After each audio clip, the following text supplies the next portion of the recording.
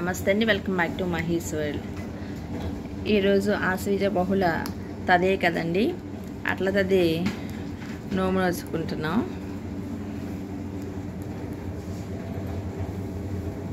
తెల్లారుజామున భోజనం చేయడానికి నేను ఇప్పుడే రైస్ తయారు చేసుకుంటున్నానండి.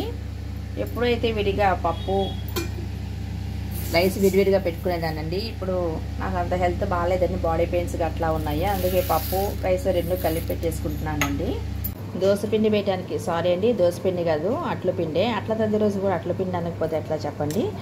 నేను అట్లు వేయటానికి మినపగుళ్ళు బియ్యం రెండు కలిపి నానబెట్టేసానండి. ఇది పిండి వేస్తున్నాను, మిక్సీలో వేస్తున్నాను. అమ్మ వాళ్ళైతే మినపప్పు నానబెట్టి బియ్య పిండి పట్టించేవాళ్ళండి, పొడి బియ్య పిండి కలిపేవాళ్ళు. ఆ దోశలు చాలా బాగుండేయండి. అట్లా తది రోజు మాత్రం అలా వేస్తూ ఉండేవాళ్ళండి.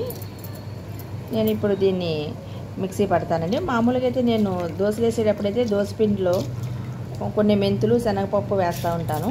అమ్మవారికి పెట్టాలి కదండి, ఇంకా అట్లా ఏం వేయలేదు. ఒకటి మినపగుళ్ళు రైస్ మాత్రం నానబెట్టానండి. అట్ల పిండి వేసేలోపు రైస్ కూడా అయిపోయిందండి. వార్జం 9 దాటిందండి. చంద్రుడు ఉన్నాడు. ఇప్పుడు దీపారాధన చేసుకుని భోజనం చేయాలండి. తలస్నానం చేసి దీపారాధన చేసుకున్నానండి. పూజ పూర్తయిందండి. భోజనం చేస్తున్నాను. చెప్పాను కదండి, అన్నం పప్పు రెండు కలిపి చేసేసానండి. అది ఆవకాయతో తింటున్నానండి. ఇంకా పెరుగు. ఇంకా ఇక్కడ ఆర్భాటాన్ని కాకుండా ఓపుకున్నంత వరకు చేసుకోవాలనిపించిందండి గౌరీదేవి పూజ. అట్లా తది అట్టులకు మంచి కాంబినేషను బెల్లం పాకం అండి. అది మనం చేసుకున్నాము. కొంచెం బెల్లం తీసుకున్నాను, దానికి కొంచెం క్వాంటిటీ వాటర్ యాడ్ చేసుకోవాలి. ఇది ఆర్గానిక్ బెల్లం అండి, అందువల్ల నల్లగా అనిపిస్తుంది. ఇది కలుపుతూ ఉండాలి. నేను కొంచెంగానే తీసుకున్నానండి, కావాల్సిన క్వాంటిటీ బట్టి తీసుకోవచ్చు. ఇప్పుడు ఒక 3 స్పూన్లు బియ్యపిండి తీసుకున్నానండి.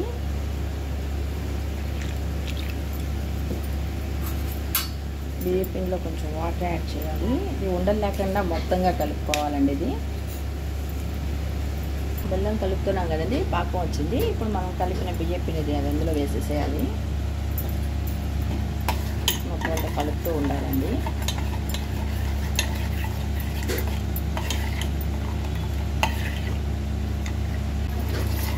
ఇది మనం తిప్పుతూ ఉండాలండి, దగ్గరకు వస్తుంది. ఇది ఇలాంటి అట్లలోకి చాలా మంచి కాంబినేషన్ అండి. ఇది నానమ్మ చాలా బాగా చేసేవాళ్ళు.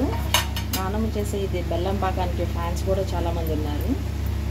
అది ఉడుకుతూ ఉండగా మనం మిరియాలు యాలకులు పౌడర్ ఉంటుంది, అది వేసుకోవాలండి.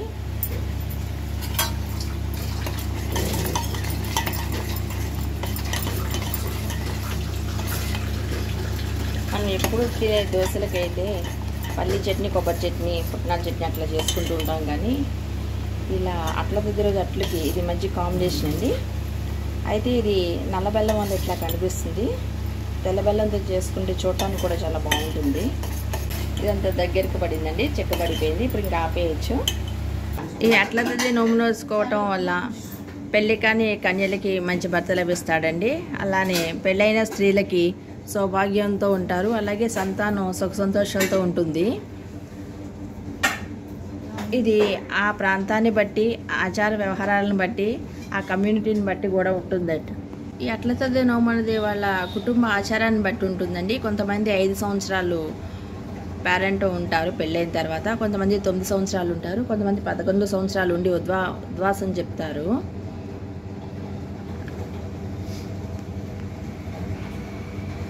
ఇదిగోండి, నాకు 5 సంవత్సరాలు మాకు ఆనవాయితీ. అయితే నేను 11 అట్లేసి వాయినం పెట్టానండి. అట్లాగే పసుపు గౌరమ్మని చేసుకున్నాము. చేతికి తోరణం కట్టుకున్నాము. ఇది 9 లేకపోతే 5 ఉంటుందండి లెక్క. సాయంత్రం అట్లు వాయనంగా గౌరీదేవికి పెట్టి చంద్రుడిని చూసి భోజనం చేయాలండి. గ్రామీణ ప్రాంతాల్లో అయితే అట్ల తది హడావుడి ఎక్కువ ఉంటుందండి. పెద్ద పెద్ద ఉయ్యాలు వేసి ఉయ్యాలు ఊగుతూ ఉంటారు. అలాగే అట్ల తద్ద 6 అట్లు, ముద్దపప్పై 3 అట్లు అంటూ చెమ్మచెక్క ఆడుతూ ఉంటారు. కొత్తగా పెళ్ళైన వాళ్ళు ఉంటే ఆ ఇంట్లో హడావుడి ఎక్కువగా ఉంటుందండి.